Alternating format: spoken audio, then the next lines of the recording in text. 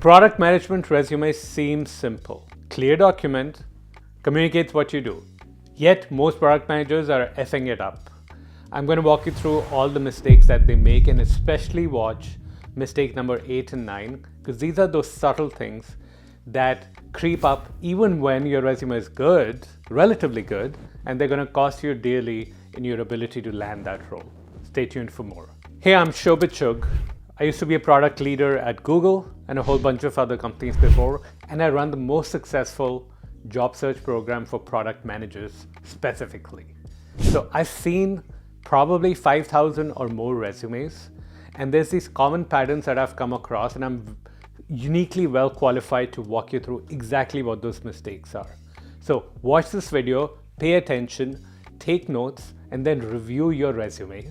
And of course, if you need help in landing your dream role, feel free to reach out to us. Mistake number 1. You'll see it in this resume. What is it? Well, let's see. Manage and collaborate with UI/UX designers, led the product development process, built a roadmap, did all these things. Sounds great. All activities. Unclear what was the impact of the work, what were the actual problems that they faced, why are they so special? So focusing only on impact and focusing only on activities and not on impact is one of the most common mistakes product managers make on their resume. Mistake number 2, not understanding the 2 roles of the resume. The 2 roles of the resume. Most people, they're thinking of them landing their interview. Once they have the interview, the resume has done its job. And to some extent, you're right. Like, that is the primary job of the resume, is to get you past the screening process.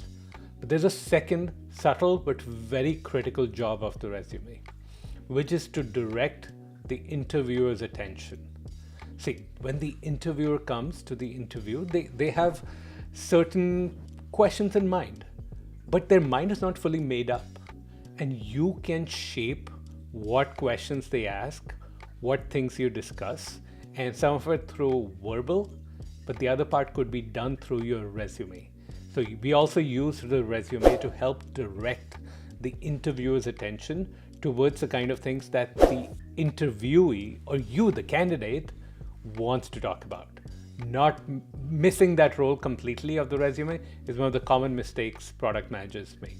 Common advice on the internet: customize your resume to every job. So I looked at a whole bunch of data from my students, and I came across something very interesting. The amount of time that they spent on customizing their resume had little to no impact on whether they got the interview and whether they got the job. Now, this is contrary to everything you hear. And I'm not arguing that customizing is not useful.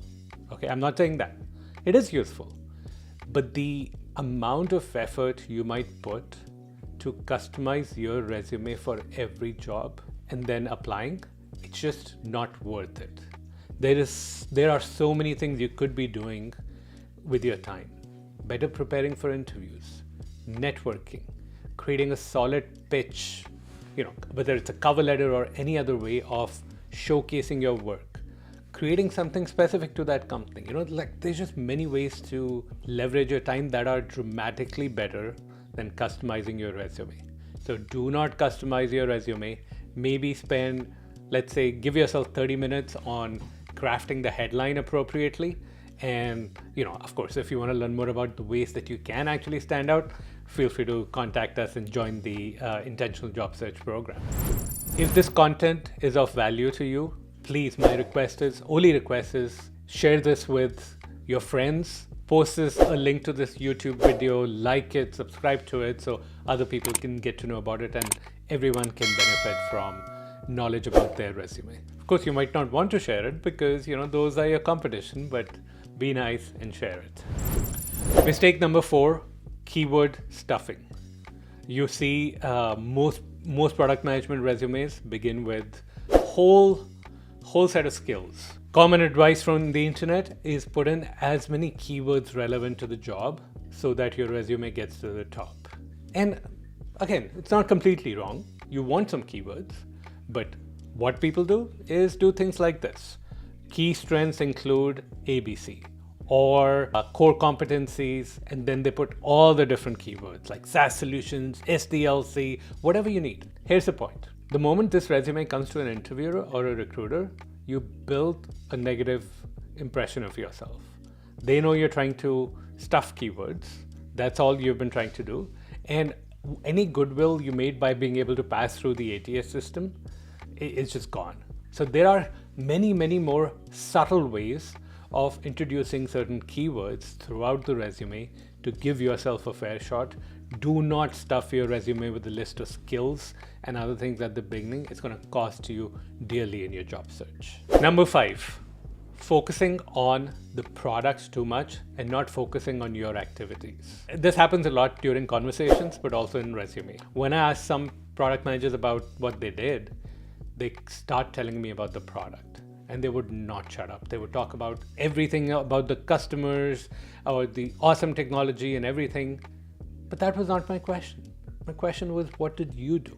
Resumes reflect that. Seen many which go way too much into the product that they built and not enough about their activities. So don't over focus on the product. Focus on what you did that was so unique and meaningful and impactful. Mistake number 6 might seem counterintuitive and even against some of the advice I would have given, which is focusing just on the results and not any of the activities. See, the resume needs to tell a story. And so you need to paint the picture. What are the things you did that was so unique that makes you an outstanding product manager? Some of it could be the results. Awesome, you achieved great results. But the thing is that think of the resume as like a series of trailers. You're trying to give a trailer, and if you only give in the trailer a story of somebody getting to the results, for example, Independence Day, very cool movie, I loved it. If the trailer is all about, the end scene, shooting down and defeating the aliens and whatnot, that would suck, right? Like nobody will go see the movie because they already know the end. But I think more importantly, the challenges, those are the ones that bring people in, because it's like there's going to be tension, there's going to be drama, I want to go see that. Now, if your resume is missing all that tension and drama, it's missing really any sort of intrigue, and it's only like a bunch of results that you achieve through your product, that's not going to be incentive enough for somebody to invite you. And I think more importantly, it will show you more as a results machine, and it moves away from the human aspect of things. So just focusing on results, not on the story and the struggle you went through, is a common challenge product managers run through all the time. Number 7, not showcasing exactly why you are unique. I'll give you a simple example. I've seen product managers who have said, cool, I was this company for 6 years and I was a director during that time. Like, okay, awesome. So for 6 years you've been a director. That's what the resume told me. Now, when I look at the story, they actually joined as a senior PM, went to group PM, went to associate director, and went to director in the span of those 6 years. But they put director. Why? Because that was the end title. They missed, and this is just an example, but they missed an opportunity to showcase that they were completely unique, because pretty much nobody had been promoted 4 times in 6 years. They're the only person to do that, right? Like in their company's history. And it's a big company. It's a massive achievement. And oh no, I was just following the format and doing what it did. So what makes you unique? Don't lose the focus by trying to stick to a template or like some way it's given. You have to think about in your overall narrative, which is like the core of what you want to highlight, and then that narrative needs to flow through your resume. And above all, it needs to highlight why you're so unique and so exciting that people should go head over heels in trying to interview you and make time for you, and like stop recruiting other people and only consider you. So focus on what's unique about you, what your top achievements are, stand out as much as you're trying to fit in to the job. Number 8, common challenge. It's called what I call the paint drying personality syndrome. So, there's a saying that, hey, it was as boring as watching paint dry. Well, your resume is also communicating your personality. And I've seen people who who are so people focused, get along with everyone, they're funny, and like all those things are true about them. And at the same point, when I look through the lens of their resume, it's like, oh man, this is dull. So people lose their personality. You want to highlight it, whether it's extra things that you do that are of interest to you, whether it's how you talk about, like when you're customer focused, how you talk about engaging with your customers. There needs to be some personality to your resume that is also going to later flow through when you talk with people. And you remember, the second goal of the resume is to direct the interviewer's attention. Well, it could direct to your personality, and that could help you build that relationship and stand out. So not communicating your personality well and falling into the paint drying syndrome, as I call it, is one of the common challenges that product managers run into. Last but not least, having a resume at the wrong level. I can't tell you how many times I have reviewed resumes which are of a director of product management, and I could see the title, but every bullet point was phrased as if this person is maybe a junior level product. I couldn't tell that they had a team of 20 product managers. I couldn't tell that their charter was so huge. All I would know is like these 3 achievements, which I felt, hey, a senior product manager could do the same. So I felt that what I took away was that they had the title of director, but really their scope was of like a, junior, maybe a senior product manager.